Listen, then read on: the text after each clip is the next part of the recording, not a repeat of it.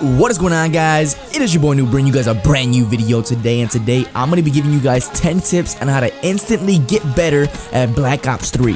Number 1 on the list is that you're going to want to play with bots. Now, I know it sounds crazy, but I promise you it works. So what you're going to do is put a bunch of bots on, put 17 bots on, and then pick a map.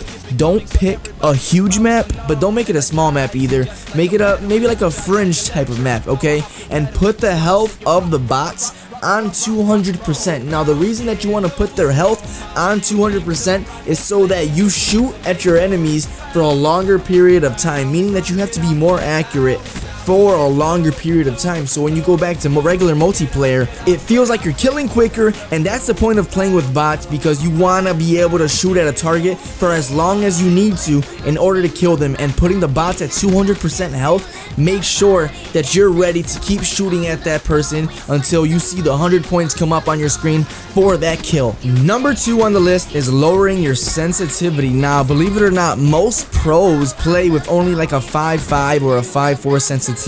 And that comes as a surprise to most, because in pubs most people think it's cool to have like a high sensitivity because you can aim around faster, but it's actually detrimental to your game. Now, when you lower your sensitivity, your shot is way more stable. You can control the recoil way more efficiently than if you have a higher sensitivity. Now, I used to be one of those people that, oh, I have a 10-10 sensitivity, I'm the coolest guy in the lobby, right? Now, you may feel like you can shoot around quicker, but the reality is your shot is less stable when you have a higher sensitivity. So drop the cool guy act in pubs, because you're not cool, I promise you. It just makes your shot more shitty and you're not able to kill faster. So make sure, if you guys haven't already, lower your sensitivity to maybe start off with a 5.5, 4.4, whatever you feel comfortable with. I know I'm on a 7.7 right now, and that's bad, but I feel like I'm pretty accurate with it. And the reason I'm accurate with it, so maybe if you don't want to drop down to such a low sensitivity, start off with that low sensitivity. So start off with a 5.5, then build it up to a 6.6, and then I got it up to a 7.7. That's what I did,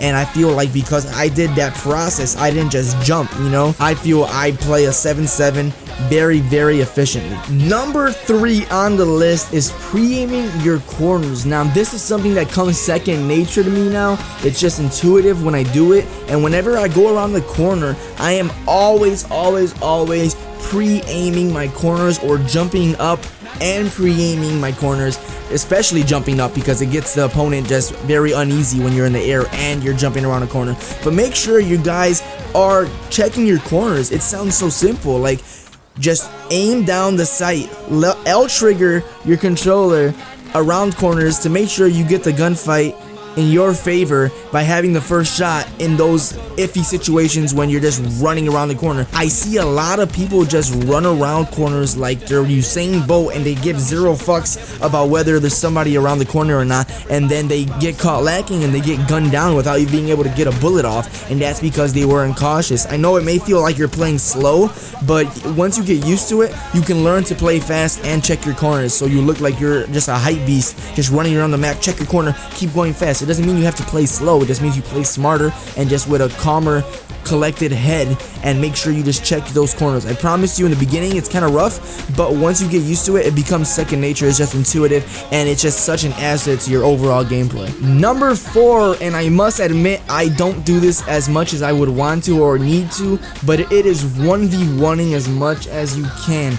Now, the benefits that 1v1ing give you are countless, but the biggest ones are that you get to get in more one-on-one fights, more gunfights in a shorter period of time. Now, they're true 1v1 gunfights, so in a pub, so when you go online, a lot of the gunfights aren't necessarily 1v1 gunfights, and so you may just get team shotted, and you don't get to practice your gunfighting skill as much in a pub in comparison to when you're playing with somebody 1v1. So I recommend going on a smaller map.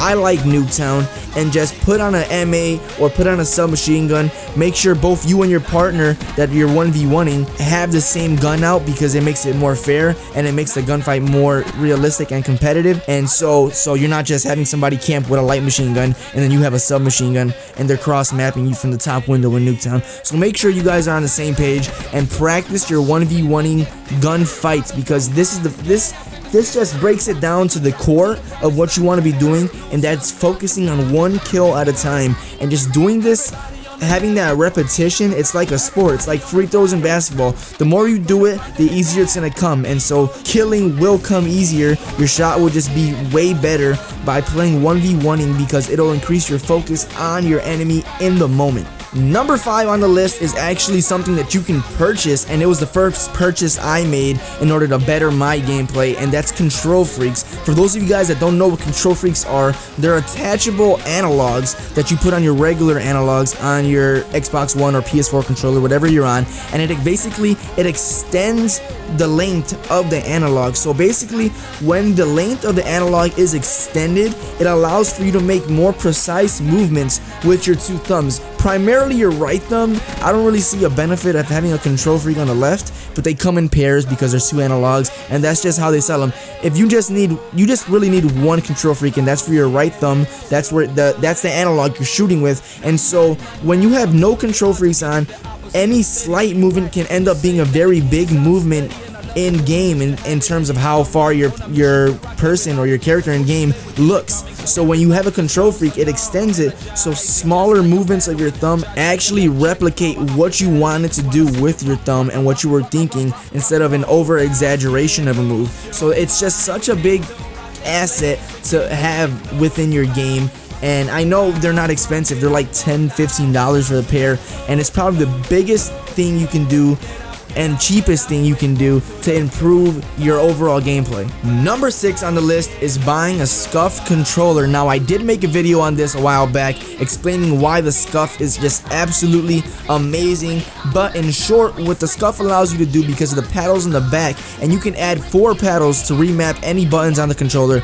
Primarily, you would want to do A, B, Y, and X, but I have just 2 paddles for my A button and my B button. My B being my melee because I play tactical, and my A being my jump button. So when you have a SCUF and you have paddles, what it allows you to do is jump and aim at the same time. You don't have to use your right thumb to press the A or X button if you're on PlayStation to jump, because now you can jump with the paddle in the back by using your middle finger or your ring finger, and aim with your right finger on the analog, all in one motion, all at the same time. It is so big in game. It's such an advantage, and if you don't have a SCUF, I definitely recommend going out and getting one. I know they're a little pricey. I paid $210 for mine, but if you're short on money right now, or you're just trying to save money up, what you can do is, if you have an extra controller lying around, or you can send in the one you have now, you might have to wait a couple weeks. I wouldn't recommend doing that, but if you have an extra controller lying around, you can actually send that one in to SCUF, and they will transform that regular Xbox One or PlayStation 4 controller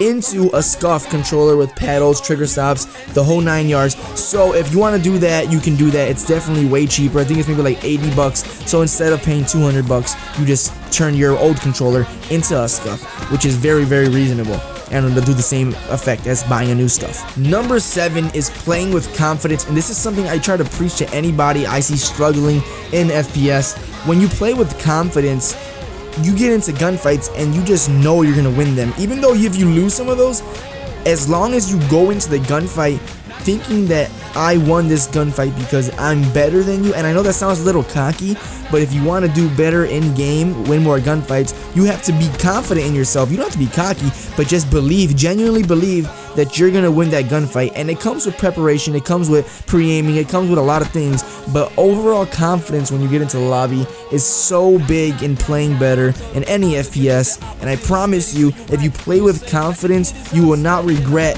what you see in the leaderboards in terms of results, because they will be there, they will be better than when you don't play with confidence. So make sure you tell yourself that you are skilled, and if you're not skilled, lie to yourself and tell yourself that you're a beast, because playing and tricking your mind helps you overall when you play more confident. Number 8 on the list is practicing your wall running. The wall running in Black Ops 3 is there for a reason. I primarily use it to get height, because like I said, when I have a height advantage and then I jump into the air, it's very hard to shoot me, and I'm more accurate in the air aiming down than I am on the ground aiming up. So if you don't know how to navigate every map via wall running, I suggest you go into custom games by yourself, or do the expert running on free run and just go crazy. Practice wall running, get comfortable, make sure that you just master how to use your boost, because I promise you, if you learn how to maneuver every multiplayer map, you can use it to your advantage in ways you won't believe. There are so many neat wall running tricks you can do, and you can basically circle the maps without even touching the ground. And I promise you, most of you guys haven't even tried to do that. And I promise you, I know I'm promising a lot of things because I'm passionate and I'm excited to share this with you, but I promise you, if you learn how to wall run in this game, you're gonna see such a significant difference in your gameplay and how you perform, because you have an advantage when you're in the air. Like I said, I use it for height, but you can do it just to get around the map faster, get around the map in a different way where people aren't expecting you to come from. So make sure you guys go by yourself, lock yourself in a room for a whole day, and just practice your wall running. You do it for hours on end until you feel second nature on every map, and it's just going to be such an asset to you when you're in game actually playing against real players. Number 9 is calming down or calming yourself down in gunfights. Way too many people that I know or see in game, they just choke their last shots. They'll have their opponent or enemy just absolutely one shot. Just they can throw a Sentex or a flashbang at them, and the impact of that will kill them, and they just can't finish the shots because they panic. You guys need to calm down when you're in a gunfight. What's gonna happen is gonna happen. Live with the results. Yes, play confident, but don't play so anxious in that you start shooting and you see you get some hit markers and then you panic because they're not dead yet, and then you're like, oh my god, why aren't you dead yet? And then they just destroy you, and then you're like, what the hell just happened? I was winning that gunfight, but because I panicked, I didn't get to finish off the kill. And that's what a lot of people do, and it's a huge mistake. It's a very fixable mistake. So just tell yourself mentally, don't panic, just calm down in the gunfight, focus on shooting their torso, aim for that sternum, and you're just gonna be way better in gunfights by calming down. Because if you're just anxious and you're all over the place, it's gonna be hard to finish the kill. And finally, number 10 on the list is playing the hell out of the game. Now I know it sounds simple just to play Black Ops 3 a lot and you're gonna get better, but it's the most true thing that anyone's ever said in terms of Black Ops 3. When you play the game a lot, you learn the game, you learn the spawns. Especially spawns are so big, and I feel like not a lot of people talk about them, but you learn where their enemies gonna spawn from, so you know where they're coming from.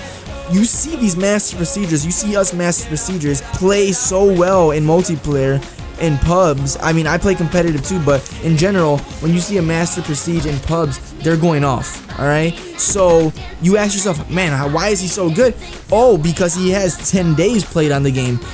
I've been playing first-person shooters for over a decade now, so I have a lot of experience in first-person shooters, and it translates, but every game's different. In Black Ops 3 specifically, if you play it a lot, you will get better. It's the most true thing anyone can say. If you're dedicated to getting better, I'm assuming if you click on this video, you're interested in getting better. So what you're gonna want to do is just play a lot, put in the work. You're not gonna be bad at the game if you put in the work. Let me put it this way, you're not gonna get worse by playing a lot, you can only get better.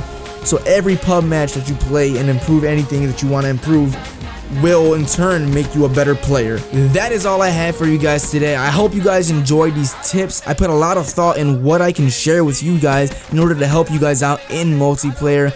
If at least one of these tips can help you, or you know is gonna help you, or you're gonna put to use, make sure you guys support the video by dropping a like. It does help the channel out a lot. If you're new, make sure you guys subscribe or consider subscribing. I would really appreciate it. Thank you all so much for watching, and I'll catch you guys in the next one.